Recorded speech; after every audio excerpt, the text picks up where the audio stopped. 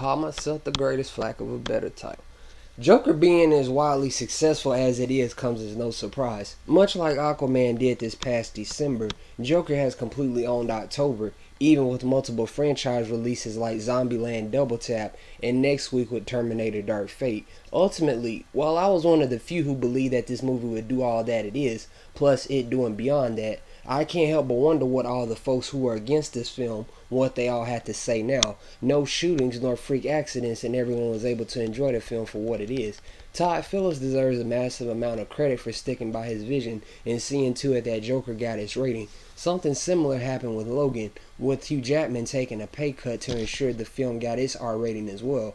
WB reaped the benefits of BVS Ultimate Edition, another R-rated movie, which realistically should have been the cut released in theaters, both financially and critically, with the turnaround.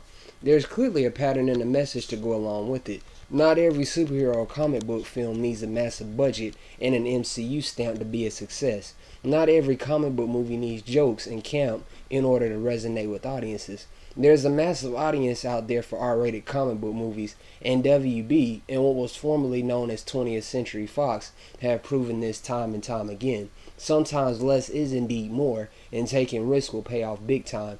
Joker's success will inevitably bode well come award season, and with DC's massive library of characters, hopefully Todd Phillips' DC Black becomes a reality, which at this stage seems very likely. There's certainly enough for the mainstream slash casual audience, but there's certainly room for experimental director-driven movies in the DC movie world as well. In the end, everyone wins, and this means DC has something for everybody. I hope this shows WB that a small budget, and more importantly a director with a vision, definitely goes a long way. I hope this shows them that David Ayer and Zack Snyder are directors that had visions mapped out for their respective Superman and Suicide Squad slash Gotham City Sirens films, and that they had to trust whoever they end up hiring going forward. Like I said in regard to Toby Emmerich a few months back, if what he said is true, then WB has to release the Snyder Cut.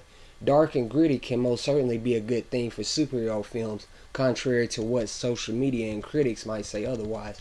Joker definitely will and has started something. Joker wasn't supposed to be a success, even though I knew with all the components it has that it would be. Joker with its R rating wasn't supposed to be well on its way to grossing $1 billion and being the highest grossing R-rated film of all time in today's Disney-dominated market.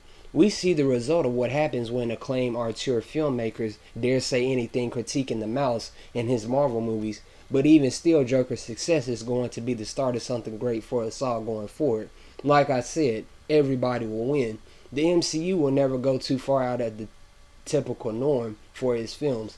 With DC doing both, that is, mainstream and experimental films, this will just boost their success inevitably going forward.